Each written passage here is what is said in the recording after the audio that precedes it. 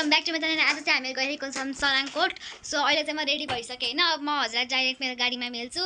By है त।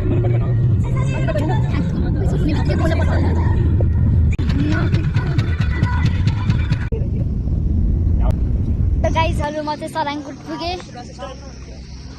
ओ my God गाइजहरू म हजुर प्याराग्लाइडिङ गरेर देखाउँछु। कारणले केही बेला राम्ररी देखिँदैन होला, तर यहाँबाट मान्छेहरूको फेस तलै देखिरह।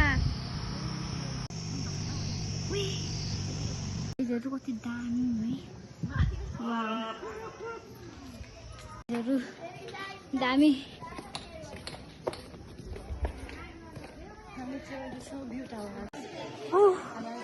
ओएमजी गाइजहरू, त्यो चाहिँ भ्यू टावर हो गाइजहरू। अनि हामी भित्रमा गएर चाहिँ हजुर सबै भ्यू देखाउने वाला हामी वरिपरिको। यतैबाट राम्रो देखिन्छ भने उहाँबाट कत्रो राम्रो देखिन्छ होला। हामी भ्यू टावरको सराङकोटको भ्यू टावरको टपमा जाँदैछौँ। अनि टपमा गएपछि हजुर यस्तो दामी भ्यू देखाउँछौँ नि।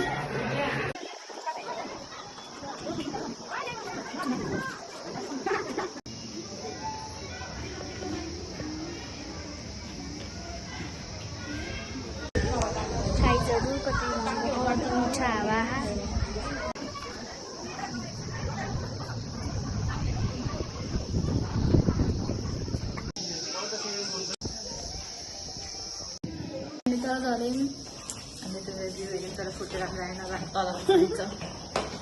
मेरो हाइट पुगेन।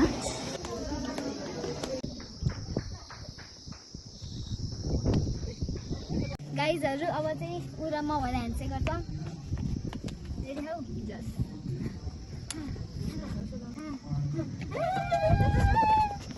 पागल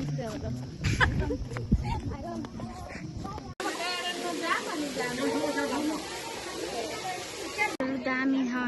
यस्तो ठाउँमा यस्तो छ, त्यस्तो छ।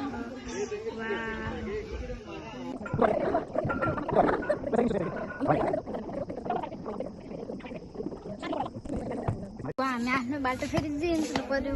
हामी घर जाँदै थियौँ सराङकोट छोडेर, अनि हामी रङ बाटो गइदियौँ क्या। सो राइटबाट जाऊँ। हेलो गाइजहरू, फेरि उताबाट हामी यता जाँदैछौँ।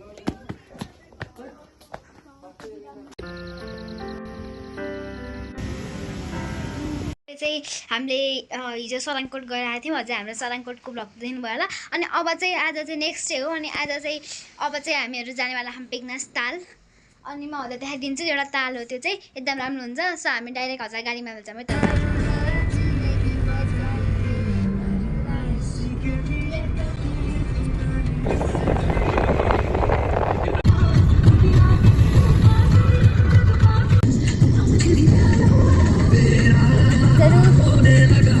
हजुरले अस्ति नै देख्न सक्नुभयो।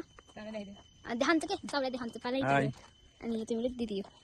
कति अग्ली हो हजुर कि देखेको छैन मैले। हजुर भन्थेँ हामी बेगनास ताल जाने। त सबैलाई सुन्नु, हामी चाहिँ रुपाकोट आयौँ। त्यही रुपाकोट रिजर्भ आयौँ। म हजुरको भ्यू देखाइदिन्छ। यस्तो दामी खतरा देख्न सक्नुभयो। उता घर त्यस्तै रुपाकोट रिजर्टमा हो। हामी चाहिँ यहाँ बुकिङ गराउन होइन, हामी चाहिँ यहाँ त्यो घुमफिर गर्न आएको हो।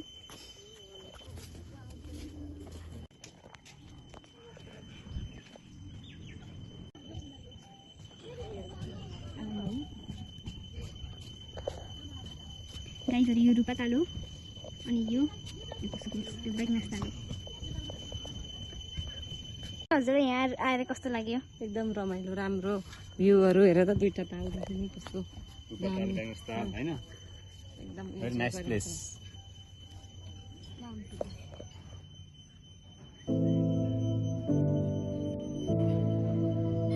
Guys, I'm at the Rupakot Resorts.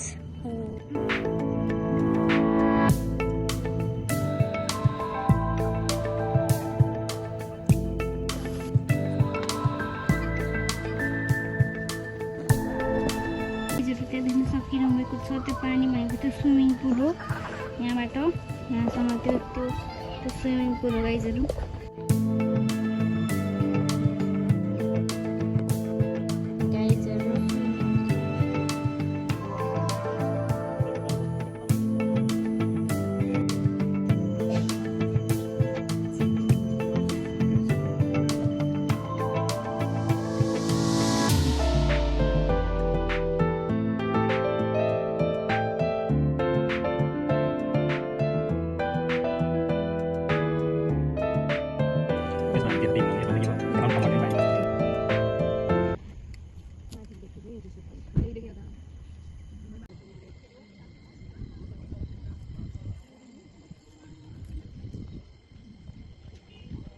Guys अहिले चाहिँ हामीहरू अब डे 3 मा गइरहेको छौँ मनोकामना मन्दिर जो चाहिँ गोर्खामा छ।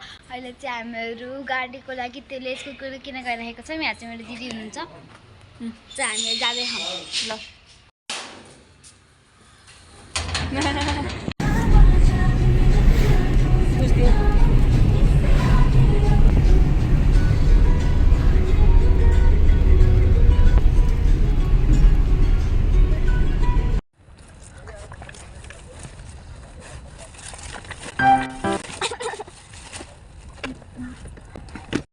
चाहिँ मनोकामना मन्दिर पुग्यो। मनोकामना मन्दिर जानको लागि चाहिँ हामीलाई केवाकार चढ्नुपर्छ होइन। अनि अब दर्शन गर्न जानको लागि केवाकार हुन्छ। म चाहिँ यहाँको इन्भाइरोमेन्ट देखाइदिन्छु।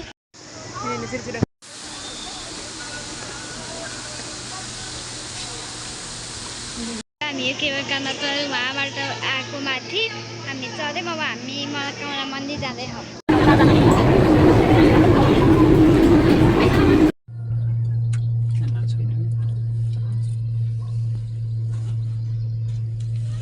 गाइज मनोकामना मन्दिर जाने बाटो हो। गाइज मनोकामना मन्दिर हो।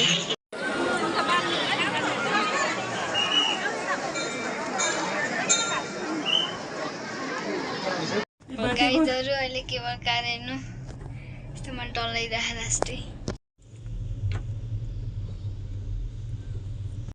हाम्रो त बिग्रेको रहेछ क्या। 3, 2, 1 डल्लाइरहेको मलाई त। हेलो गाइजहरू हामी चाहिँ मनोकामना मन्दिरबाट चाहिँ घरमा आएँ। मेरो हालत देख्नु सक्नु भइरहेको छ। अनि त्यो अब चाहिँ हाम्रो भ्लग चाहिँ यहीँ एन्ड हुन्छ। त्यसको लागि चाहिँ बाई।